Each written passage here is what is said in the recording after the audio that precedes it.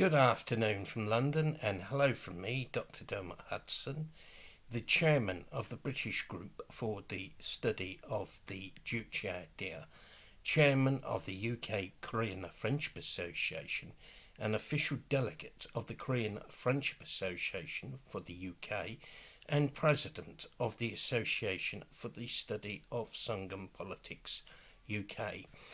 Today I'm going to do a short video about the 75th anniversary of the Great Agrarian Reform in People's Korea. Today, 75 years ago, on the 5th of March 1946, the Provisional People's Committee of North Korea, headed by the great leader, President Kim Il-sung, proclaimed the Law on Agrarian Reform, which basically confiscated all land over 5 hectares and land owned by absentee landlords and Japanese collaborators, and that had been owned by the Japanese state and individuals in Korea before liberation. And this was a most thoroughgoing and radical land reform. The land question in Korea had existed for centuries, and the peasants, the working farmers, had toiled like slaves and had to give up most of their harvest to landlords. And during the period of Japanese colonial rule in Korea, one of the biggest landlords was actually the Japanese state, and the Japanese landlords themselves seized a lot of land and viciously exploited the Korean farmers.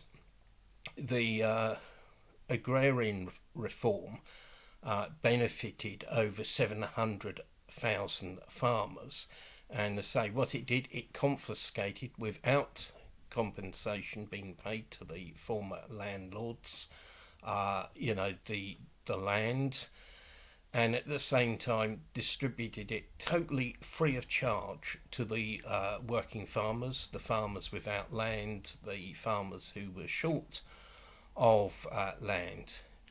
And this was something, fairly unprecedented.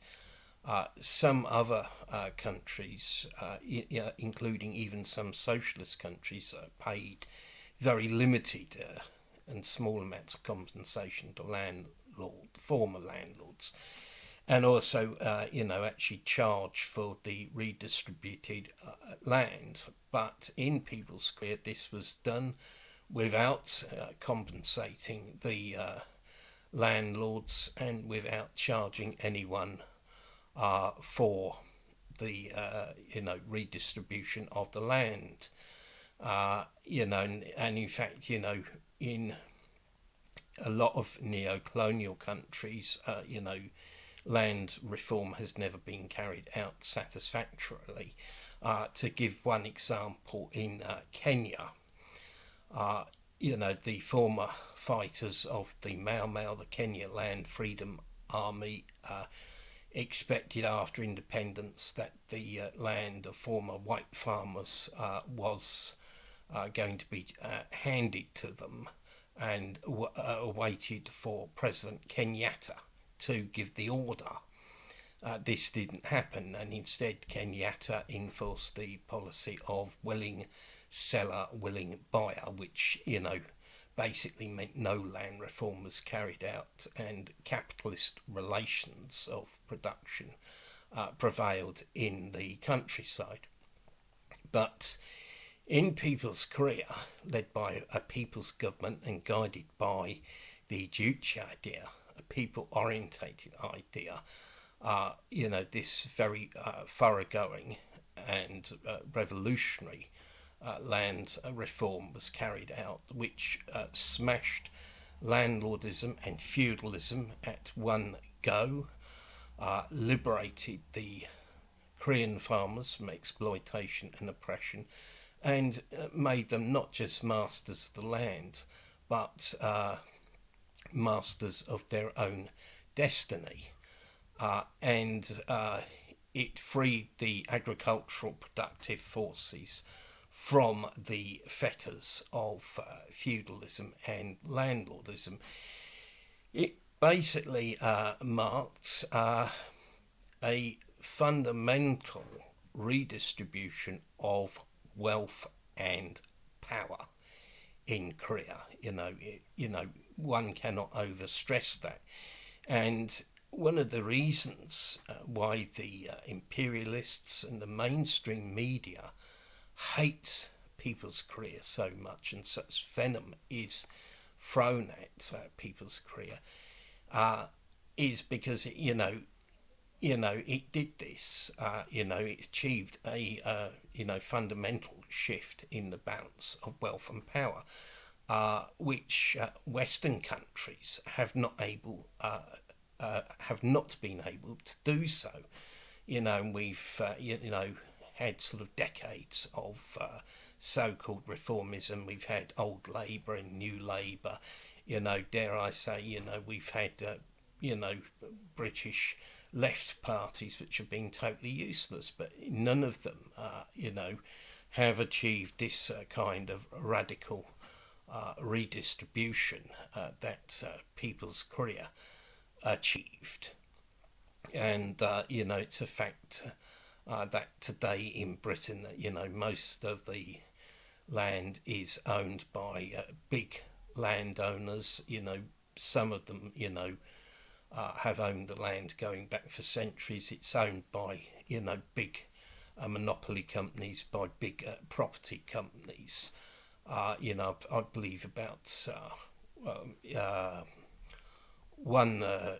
1% of the population own more than 50% of the land in Britain, and in South Korea, that is actually just under 1% own more than 60% of the land. So that'll give you some idea of the scope of inequality. In fact, as it's been pointed out many times, capitalist societies are run by the wealthy 1% who exploit the 99% of the population. But in People's Korea, thanks to the land reform, the Agrarian reform that was carried out in 1946, and other measures that were taken, such as nationalising industries, and then the socialist transformation of industry and agriculture in the 1950s.